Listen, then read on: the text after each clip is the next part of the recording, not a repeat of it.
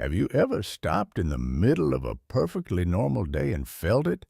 Not pain, not fear, something quieter. A slow, greasy suspicion that the life you're living was not designed by you. That the choices you think you're making were already made for you, long before you were born, by people in rooms you will never enter. You write it off as stress. You blame the economy. You scroll past it. But what if that feeling was not anxiety? What if it was your brain finally seeing the architecture of the cage? Because there is a cage. And the most brilliant thing about it is that it was built to feel like freedom. Let me show you exactly when it was built. Not metaphorically. I mean the actual dates, the actual rooms, the actual decisions made by actual men who knew precisely what they were doing to you and your children and your children's children, because this did not happen by accident. Bad systems are accidents. This was engineering. Your great-great-grandmother owned a chair, not a payment plan for a chair, not a 36-month lease on a chair. A chair. It was hers. It would be her daughter's. The wood was dense, and the joints were mortise and tenon, and no one on earth could repossess it. She also owned a coat. Heavy wool, sewn by someone in the village, lasting a decade, then cut down for a child, then into rags. Nothing wasted, because everything was real. The economy of that world was built around permanence, around accumulation, around the slow, patient gathering of things that lasted. A woman who owns her chair, her coat, her house, her tools, her land, does not need you. She does not need your credit. She does not need your bank.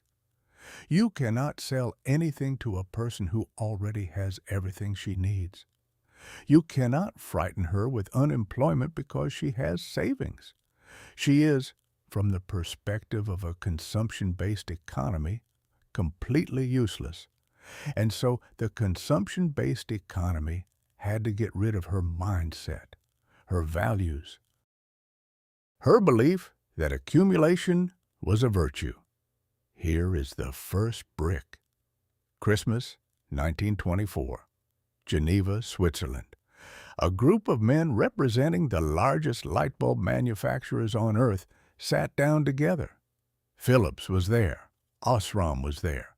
General Electric was there.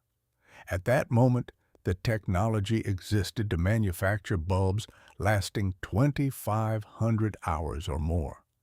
There were prototypes burning in labs for years without failure, but no one needed to buy a new one. So the men in the room made a decision. They formed a cartel. They called it Phoebus. They signed a secret agreement that no member company would manufacture a bulb lasting longer than 1,000 hours. They established fines for any manufacturer whose bulbs proved too durable. They hired brilliant engineers and gave them a specific and extraordinary mission. Make the product worse. Design the filament to snap at precisely the right moment so that the customer has no choice but to come back. Sit with that.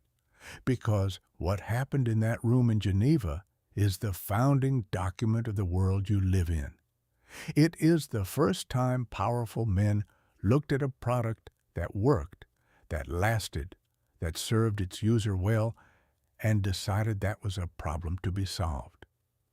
Durability became the enemy of profit. And once you see that logic, you cannot unsee it anywhere.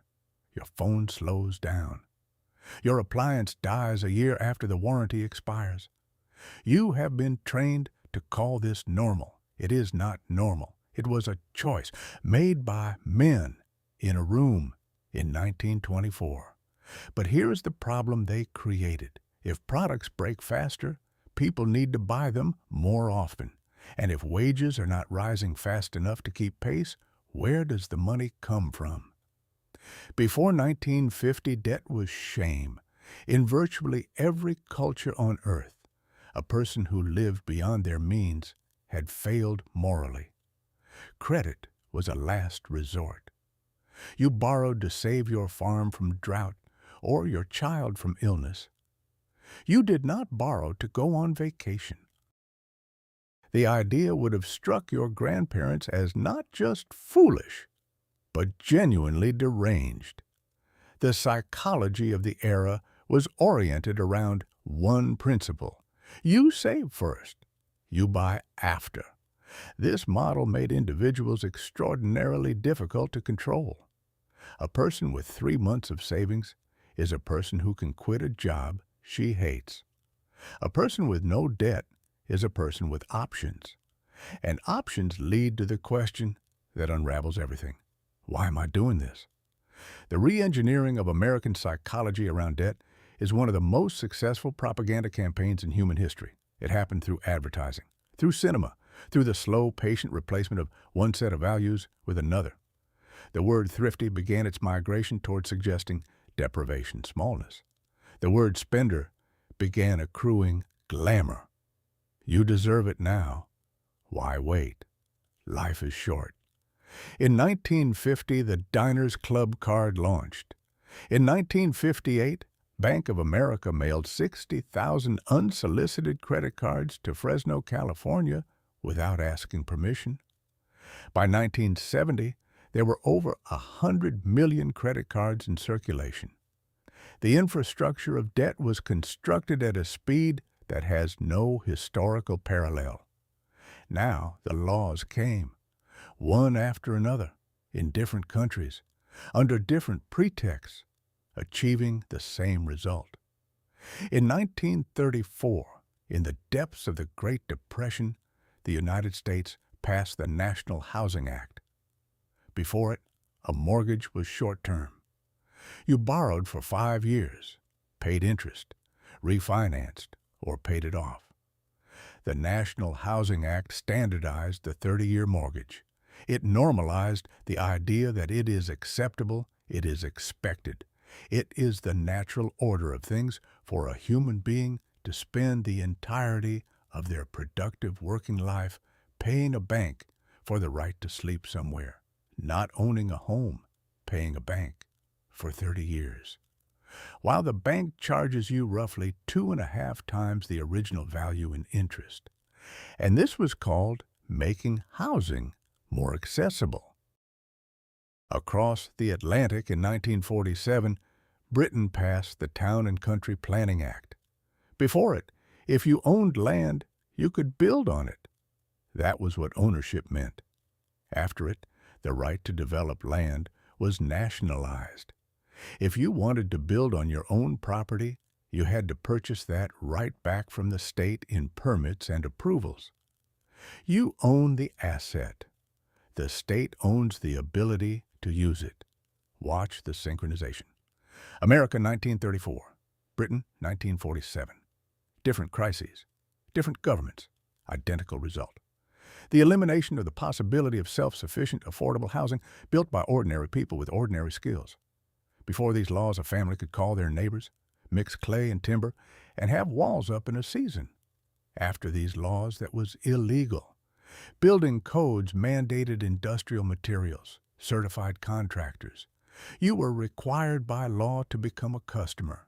France, 1954. The value-added tax spreads across Europe, and eventually, most of the world. Here is what VAT actually does. It taxes every movement of a good through every stage of production. That structure makes small-scale production and neighborhood exchange economically irrational. A large corporation absorbs it within its own structure. A local carpenter cannot compete. The tax system was redesigned to make small autonomous producers uncompetitive, to push economic life into large formal corporations where it could be monitored and taxed at scale. November 1999, Clinton signs the Gramm-Leach-Bliley Act. Before it, there was a wall inside American banking built after the Great Depression.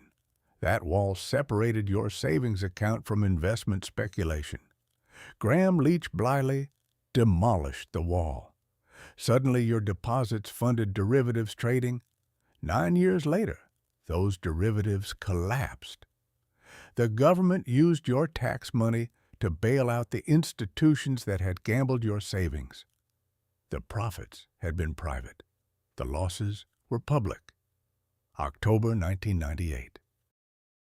The Digital Millennium Copyright Act makes it a federal crime to circumvent the technical protections on a digital device. In plain language, when you buy anything containing software, which is now everything from your car to your tractor to your pacemaker, you do not own the software. John Deere has argued in federal court that farmers do not own the tractors they purchase. They own the metal. The software belongs to John Deere. If the software decides the tractor should not start today, the tractor does not start. This is not a metaphor for feudalism. This is feudalism with a firmware update. Now stack everything. Your house is not yours. It is the bank's for 30 years and the tax authorities forever. Your car is not yours. It is a payment plan and a software license. Your food supply flows through 5 or 6 logistics chains that could be interrupted tomorrow. Your money is a digital entry in a database that can be frozen with a phone call. Your skills have been deliberately narrowed by an educational system that removed shop class, home economics, financial literacy, and any practical knowledge that might make you less dependent on certified professionals. You were not robbed. Robbery is fast and obvious. You were slowly, carefully, legally, patiently divested of everything that constituted independence, and you were given in its place access, the subscription to the life you used to own outright. The system they built is extraordinarily efficient and extraordinarily fragile. It is optimized to extract maximum value from every transaction, which means it has eliminated every buffer, every redundancy, every slack. The grocery store has 3 days of food. The hospital has 2 weeks of supplies. When something stops moving, everything stops. Resilience is not a feature of this system. It is a threat to this system. A neighborhood that grows its own food, fixes its own machines, trades in cash, and knows its own members is a neighborhood that does not need the system. And what does not need the system cannot be controlled by the system. So here's the only honest answer. You do not fight it directly.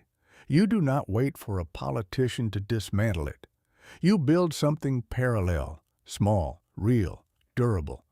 Every skill you learn that reduces your need for a paid service is a small act of structural disobedience. Every dollar you save instead of spending on a subscription is a vote against the system that requires your spending.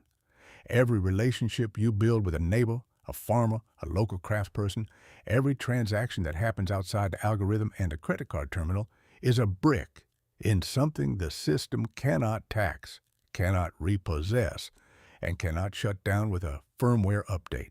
The cage is real.